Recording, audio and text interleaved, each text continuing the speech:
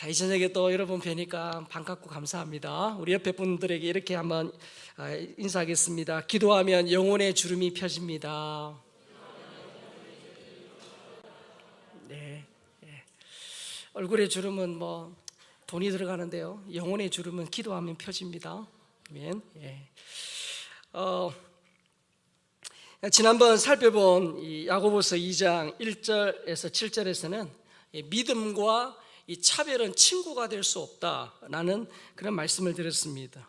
여러분, 예수님 당시에 예수님 주의를 배회하면서 또 그리고 도끼눈을 뜨고 시식 비비를 사사건건 이 시비를 걸었던 무리가 있는데 바로 서기관과 바리새인들이지. 이들은 예수님과 제자들이 세리와 죄인들과 함께 식사한다, 먹는다, 먹고 마신다, 그렇게 비방을 했어요. 아마 그런 이유 때문인지 모르겠지만 당시 사람들이 예수님을 세리와 죄인의 친구라고 불렀죠. 예수님은 그런 별명이 있으셨어요. 이게 무슨 말입니까? 예수님은 세리와 죄인의 친구라는 별명이 있을 정도로 차별이 없으신 분이었다라는 것입니다. 여러분, 예수님이 얼마나 그러셨냐? 여러분, 가늠하다 현장에서 잡혀온 여인, 그 얘기 아시죠? 그 여인조차도 예수님은 그 여인을 향하여 정죄하실 수 있는 유일한 분이심에도 불구하고 정죄하지 않으셨어요. 그리고 그 여인에게 제2의 인생, 새로운 새 출발의 기회를 주셨다는 걸 우리가 알고 있습니다. 그리고 매국노라고 사람들로부터 늘 손가락질을 받던 그 삭개오에게 어떻게 하셨습니까?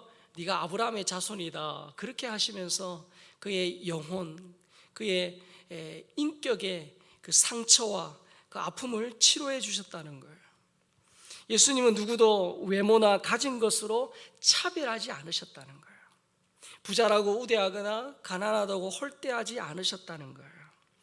그런 예수님을 믿는 우리가, 또 우리 그리스도인들이 사람을 차별하는 것은 그 영광의 주 예수 그리스도를 믿는 믿음이 아니다, 그렇게 야고보는 말합니다. 그래서 믿음과 차별은 친구가 될 수 없다, 한 집에 살 수 없다, 그 말입니다.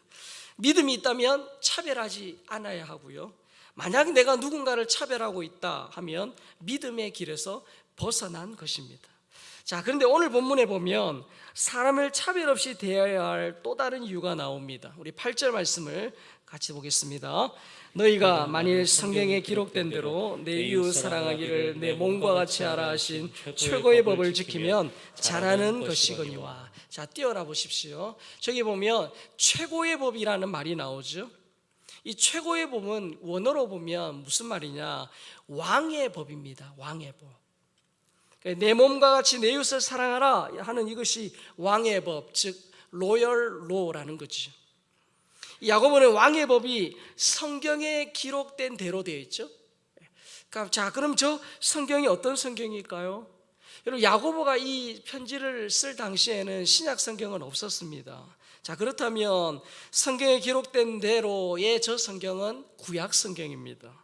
자, 그러면 구약 성경 어디에 이웃 사랑에 대한 말씀이 나옵니까? 레위기 19장 18절입니다. 같이 읽습니다. 원수를 갚지 말며 동포를 원망하지 말며 내 이웃 사랑하기를 내 자신과 같이 하라.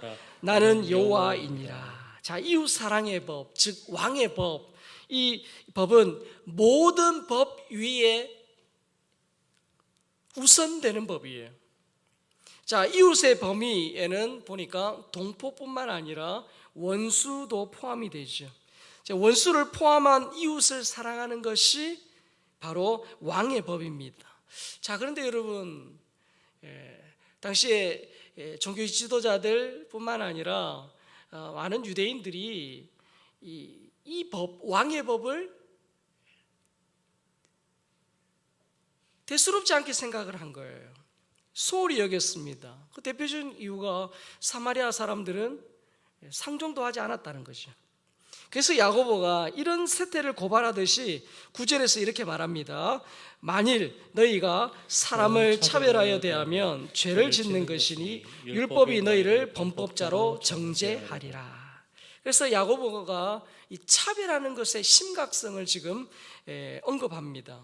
여러분, 사람들은 살인하거나 간음하면 죄라고 다 인정을 하죠. 근데 차별은 죄라고 생각하지 않는다는 거예요. 그러나 차별도 죄다, 이렇게 야고보는 지금 말하고 있는 겁니다. 차별이 죄라고 하면 어떤 사람들은 반발해요. 야, 차별, 사람 사는데 차별이 없을 수 있냐? 어떻게 사람이 현실적으로 차별 없이 살 수 있느냐, 그렇게 반문하죠. 그러면서 차별을 가볍게 여깁니다.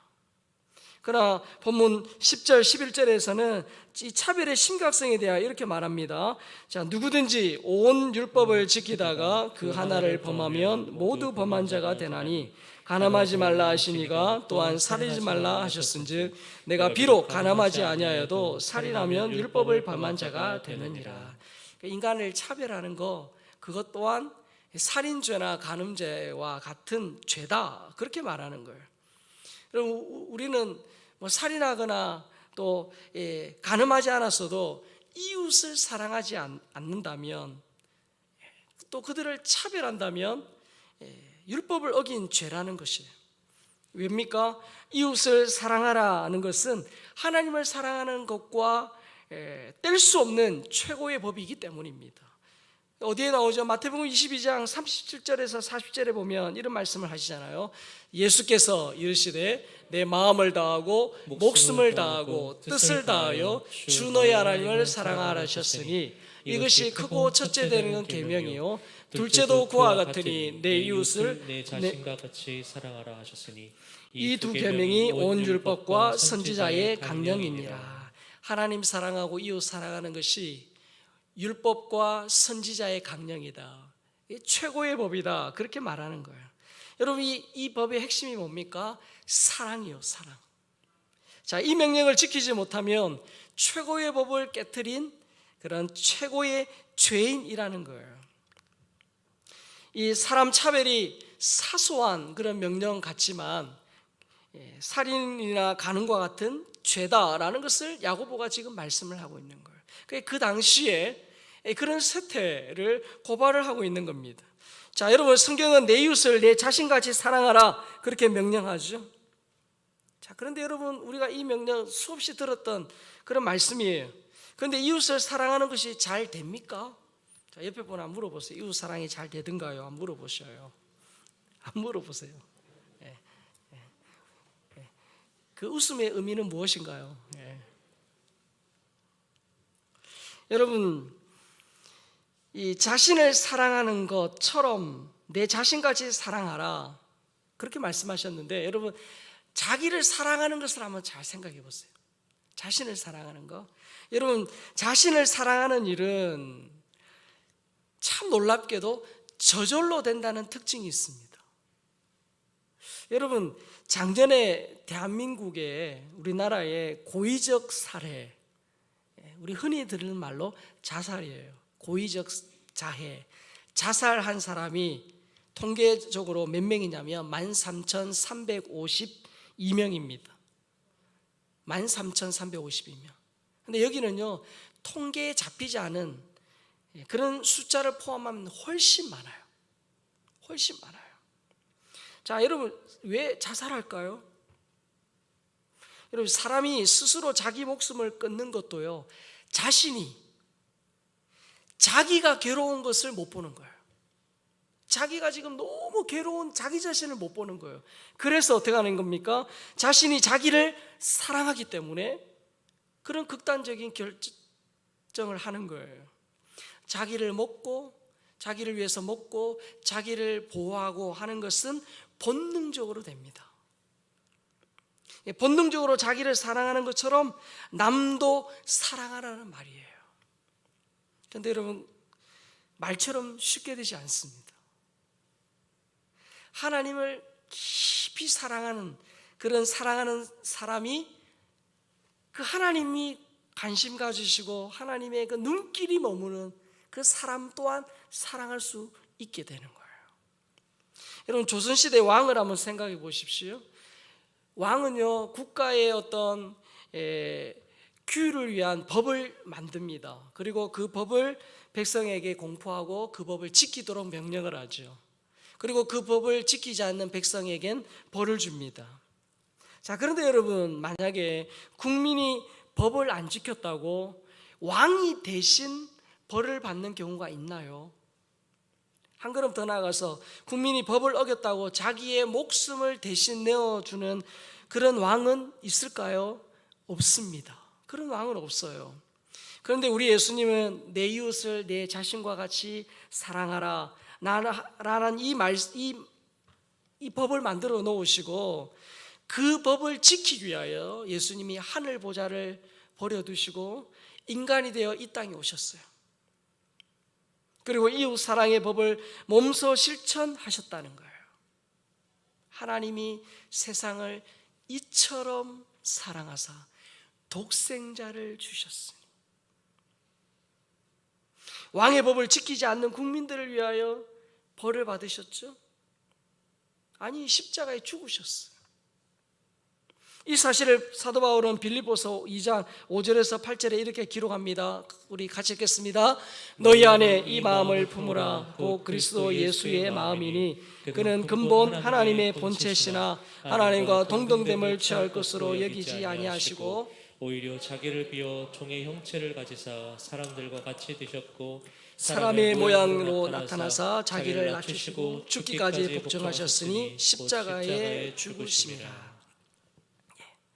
십자가에 죽으심이라.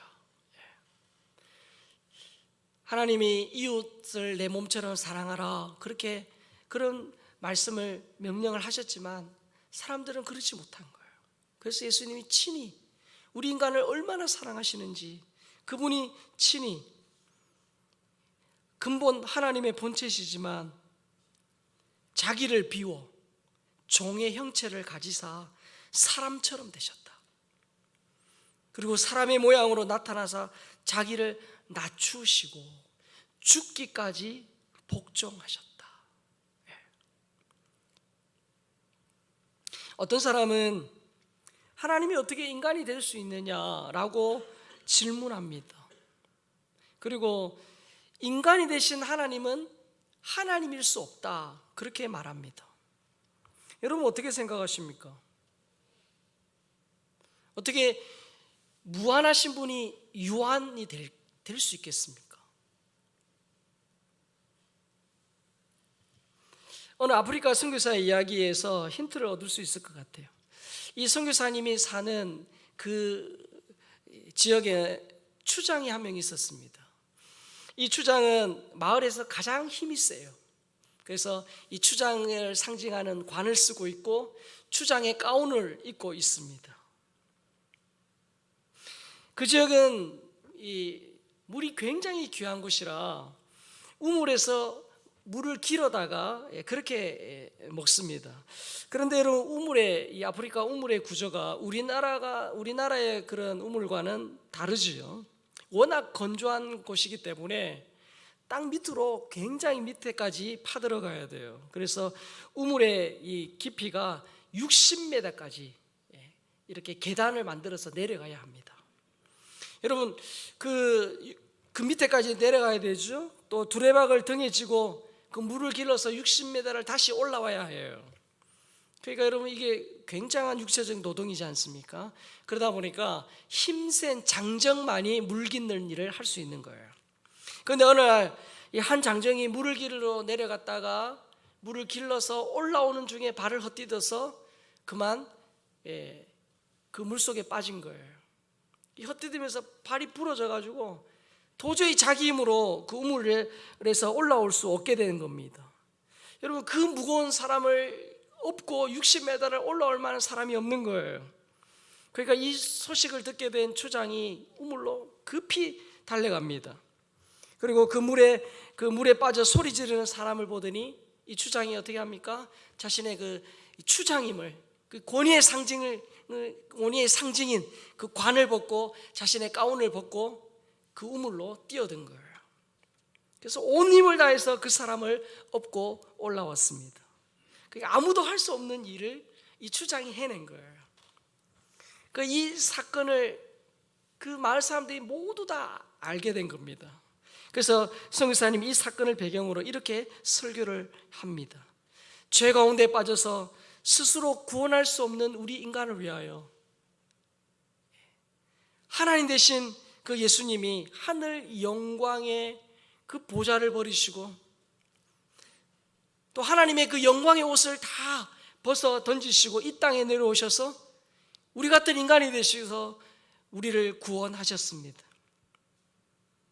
추장이 가운을 벗고 관을 벗었다고 해서 추장이 아닙니까? 그는 여전히 추장입니다.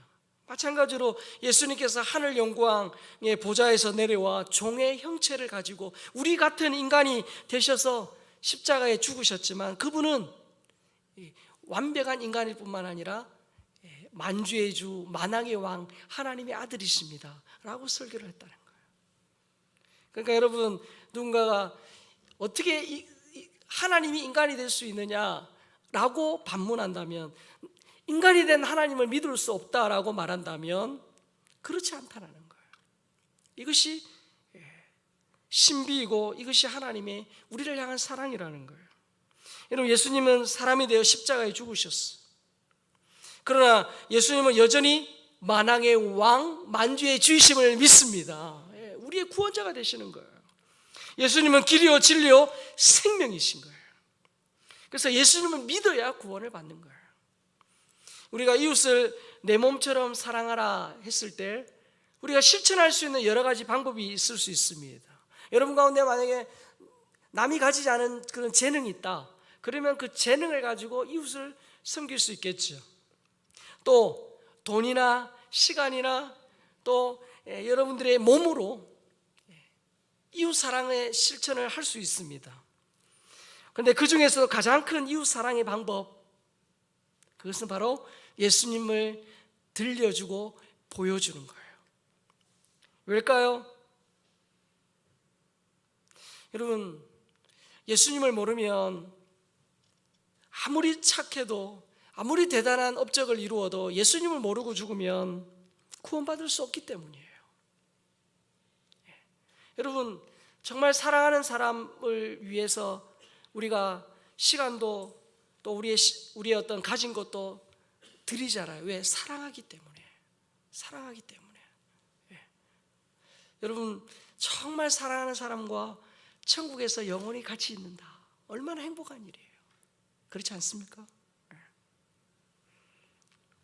예수님 없는 죽음의 끝은 아무리 부정하고 거부하고 싫어하고 안타까워도 예수님 없는 죽음의 마지막은 지옥일 수밖에 없는 거예요. 그래서 우리가 사랑하는 가족을 위해서, 또 이웃을 위해서, 우리 자녀들을 위해서 기도하고 그들이 예수님을 만날 수 있도록 우리가 그렇게 몸부림을 치고 그들에게 다가가는 것 아닙니까? 근데 예수님 믿으면 어떻게 되죠? 요한복음 5장 24절에 보면 이렇게 말씀하십니다. 같이 읽습니다. 내가 진실로 진실로 너희에게 이르노니 내 말을 듣고 또 나 보내신 이를 믿는 자는 영생을 얻었고 심판에 이르지 아니하나니 사망에서 생명으로 옮겼느니라. 사망에서 생명으로 옮겼다. 저도 목사로 살아가면서 참 안타까울 때가 많아요. 언제 안타깝냐? 목사로서 장례를 많이 치르잖아요. 장례를 많이 치르는데 정말 이 땅 가운데 사실 때는 힘들고 어려움이 있었다 할지라도 마지막 예수님 믿고 천국 가시면 참 그 육신적인 그 이별은 아픔이 있지만 안타깝지만 그래도 천국에서 영원히 하나님과 사시는 것에 대한 그런 위로가 있는데 그렇지 못할 때 참 안타까움이 많아요. 정말 사랑하는 가족인데 어떤 경우에는 예수 믿으라고 권했음에도 불구하고 그분이 안 믿는 경우도 있고, 또 어떤 경우에는 내가 예수 믿으라고 권해야지 하는데 차일피를 미루다가 어느 날 갑자기 또 그런 장례를 맞닥뜨렸을 때 그 안타까움도 있어요. 왜죠? 사랑하는 사람이기 때문이에요. 예수님 믿으면 사망에서 생명으로 옮겨진다는 거예요. 여러분, 지옥에서 영원히 고통받아야 할 사람이 천국에서 영원한 복락을 누리는 것보다 더 놀라운 반전은 없어요. 우주적인 반전이에요. 이런 반전이 어디 있어요? 그런 반전은 이 땅에서 생명이 있을 동안에만 기회가 주어진다는 거예요. 우리의 VIP, 우리의 불신 가족들을 위해서 우리가 경각심을 가지고 기도하고 그들에게 복음 전하는 이유가 뭡니까? 이 땅에서만 예수 믿을 수 있는 기회가 있기 때문이에요. 근데 언제 이 땅을 떠날지 모르기 때문에 우리가 그들을 향하여 안타까운 마음으로 복음을 전하는 거죠. 지옥 갈 사람을 예수 믿도록 기도해주고 이끌어주는 것보다 더 큰 사랑은 없어요. 왜죠? 우리가 이 땅에 있으면서 누군가에게 선물도 주고 좋은 일을 해주고 귀한 거예요. 그러나 그것은 이 땅에서만 한정되어 있어요. 그러나 우리가 복음을 전하고 예수 믿을 수 있도록 기도해주고 그분이 신앙을 가질 수 있도록 이렇게 섬겨주면 어떻게 합니까? 그분의 미래, 그분의 영혼이 완전히 바뀌잖아요. 완전히 바뀌지는 거예요. 그것만큼 큰 사랑은 없다는 거예요. 재능으로, 돈으로, 시간으로 사랑을 실천하는 거 귀하고 중요합니다. 우리가 해야 돼요. 그런데 그것과는 비교되지 않을 정도로 위대한 사랑의 실천은 예수님을 들려주고 보여주는 거예요. 되는 대로 말로 전해주고, 내가 예수 믿으니까 삶의 고난과 어려움이 있을 때 예수 안 믿는 사람들은 그냥 극단적으로 살고 되는 대로 살고 그렇게 사는데, 예수 믿는 나는 힘들고 어려우면 주님 앞에 나와 기도하고 아무리 어렵다 할지라도 주님이 함께 하셔, 하나님이 함께 하셔, 나는 잘할 수 있어, 주님이 도와주셔, 하나님이 자녀야, 그러면서 의연하게 대처하고 힘들고 어려울지라도 믿음의 길을 걸어가는 거. 믿지 않는 사람이 볼 때, 야, 나도 저렇게 힘들었을 때 나는 저렇게 못 살았는데 저 사람은 이상하다, 어떻게 저렇게 사냐, 그거 보여주는 거예요. 예수 믿는 사람의 매력, 저력을 보여주는 거예요. 그러니까 복음을 들려주고 보여주는 게 우리의 사명이라는 거예요. 나의 VIP가 나의 기도와 섬김으로 예수님을 믿게 된다면 평생, 아니 영원토록 나를 기억할 거예요. 안 그럴까요? 안 그럴까요? 네. 여러분, 누군가로부터 권함을 받아 예수 믿은 분들 계시죠? 모태신앙 말고 중간에 누군가의 어떤 기도와 권함, 도움으로 예수 믿은 분 있으시죠? 여러분들을 예수 믿게끔 도와준 분, 그분을 잊을 수 있습니까? 잊을 수 없어요. 우리 흔히 천하보다 귀한 영혼이다, 그런 말을 씁니다. 맞습니까? 자, 우리 옆에 분 한번 축복합시다. 집사님은, 권사님은, 장로님은 천하보다 귀한 영혼입니다. 네, 진짜입니다. 천하보다 귀한 영혼이에요. 천하보다 귀한 영혼. 자, 그렇다면 전도를 위해 내 시간과 재능과 물질을 드리는 것은 천하보다 귀한 일입니다. 믿습니까? 천하보다 귀한 일이에요. 정말 우리가 계속 기도하고 있지만 이번 새가족 행복축제 나의 VIP의 현세와 내세가 바뀌는 우주적인 대반전이 일어나기를 주의 이름으로 축복합니다. 우주적인 대반전, 영혼의 대반전. 마지막으로 야고보는 내 이웃을 내 몸처럼 사랑하라, 이런 이 명령을 심판과 연결해서 지금 말씀합니다. 자, 본문 12절 읽겠습니다. 너희는 자유의 율법대로 심판받을 자처럼 말도 하고 행하기로 하라. 여러분, 예수를 믿으면 천국 가느냐 지옥 가느냐, 그리스도 안에 있으면 이 심판은 없습니다. 왜? 예수님 안에 이미 들어왔기 때문이에요. 자, 그러면 예수 믿는 사람은 어떤 심판이 있습니까? 자, 고린도서 5장 9절 10절 읽습니다. 그런즉 우리는 몸으로 있든지 떠나든지 주를 기쁘시게 하는 자가 되기를 힘쓰노라. 이는 우리가 다 반드시 그리스도의 심판대 앞에 나타나게 되어 각각 선악과에 그 몸으로 행한 것을 따라 받으려 함이라. 자, 그리스도인도 그리스도의 심판대 앞에 쓴다는 거예요. 어떤 심판 있죠? 우리는 천국 지옥 갈 심판은 이미 면제. 왜? 예수님 안에 있으면 사망에서 생명으로 이미 옮겨진 거예요. 그럼 어떤 심판입니까? 우리의 행한 대로, 우리의 어떤 행한 대로의 상급의 심판이 있다는 거예요. 그래서 우리가 주의 교회를 위해서, 영혼을 위해서 시간과 재능과 물질을 드리는 것, 그거 없어지지 않아요. 우리 교회 안에도 한 분 예수 안 믿는 사람을 예수 믿게 해서 그분 예수 믿을 수 있도록 기도하고 또 교회 모시고 와서 어쨌든 그분이 신앙이 자랄 수 있도록 옆에서 어떻게 해요? 마치 태어난 신생아 돌보듯이 하나하나 챙겨주시는 분들이 굉장히 많습니다. 너무 귀한 일이에요. 목사가 봤을 때 너무 귀한 일. 목사인 제가 일일이 어떻게 다 하겠어요? 그 일을 우리 목자가 하시고 또 우리 교사들이 하고 있고 우리 중직과 재직들이 그 일을 하고 있는 거예요. 여러분들이 한 사람 예수 교회로 와서 그분이 어쨌든 신앙이 자랄 수 있도록, 신앙이 뿌리 내릴 수 있도록 도와주고 기도해주고 잘 섬겨주고, 목사가인 제가 봐도 너무 귀하거든요. 근데 하나님이 얼마나 보시고 기뻐하시겠어요. 저 사람이 저렇게 애쓰는구나. 목사인 제가 봐도 감동이 되는데 하나님 보실 때 얼마나 감사하겠어요. 그래서 그 상급이 있다는 거예요. 하나님께서 보고 계시고 그리스도의 심판대에서 결산할 날이 온다는 거예요. 제가 기도하는 기도 제목 중에 하나가 이거예요. 코로나 지나가면서 우리 많은 성도들이 우리 교회뿐만 아니라 한국 교회가 전체가 다 그래요. 전체가 다 예수 안 믿는 건 아니에요. 분명히 예수 믿는데 또 하나님을 향한 믿음은 있는데 코로나 때문에 하나 이유, 그리고 또 그냥 교회 안 가니까 좋거든요. 그러면서 뭐 여러 가지 이유들 때문에 이전의 그 신앙생활을 등한시하면서 살고 있거든요.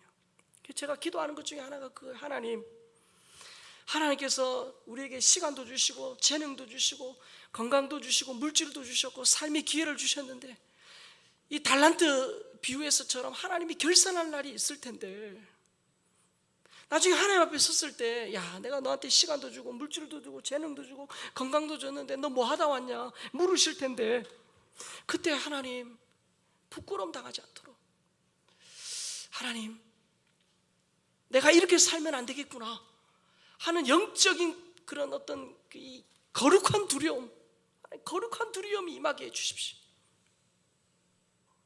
요즘 제가 기도하는 것 중에 하나예요. 목사로서 또 우리 목자님들이 우리 목원들 어떻게 해요? 기도하고 있죠. 계속 권면합니다. 오라고 그러고 권면합니다. 우리가 해야 돼요. 그러면서도 하나님 우리의 이 말이 하나님의 말처럼 들리도록 그들이 어느 순간에 내가 이렇게 살면 안 되겠구나. 하나님이 시간도 주시고 물질도 주시고 건강도 주시고 재능도 주셨는데 이렇게 살면 안 되겠네. 하나님 앞에 셈하는 날 결산하는 날이 있을 텐데 내가 이렇게 살면 안 되겠네 라는 그 거룩한 두려움, 그 두려움이 임하게 하여 주시옵소서. 제가 기도하고 있거든요. 하나님 기도에 응답하실 거예요. 그래서 누가 오라고 그러고 막 그렇게 안 해도 하나님이 그들을 스스로 마치 탕자가 스스로 돌이킨 것처럼 영적인 자각이 일어나게 하여 주옵소서. 제가 그렇게 기도하고 있거든요. 여러분 우리는 이 상급 심판이 있기 때문에 잘 살아야 돼요. 우리의 일거수일투족 다 하나님 보고 계시다는 거예요. 그래서 야고보의 표현을 빌리자면 오늘 본문의 말씀처럼 사람을 차별하면 안 된다는 거예요. 내 이웃을 내 몸처럼 사랑하라는 이 왕의 법을 지키느냐 지키지 않느냐에 따라서 하나님의 법정에 선다는 것을 기억해야 됩니다. 그래서 야고보는 13절에서 긍휼을 강조하죠. 13절 읽습니다. 긍휼을 행하지 아니하는 자에게는 긍휼 없는 심판이 있으리라. 긍휼은 심판을 이기고 사랑하느니라. 사람을 차별하는 것은 긍휼을 베풀지 않는 죄입니다. 긍휼을 베푸지 않는 사람은 긍휼 없는 심판이 있다는 거예요.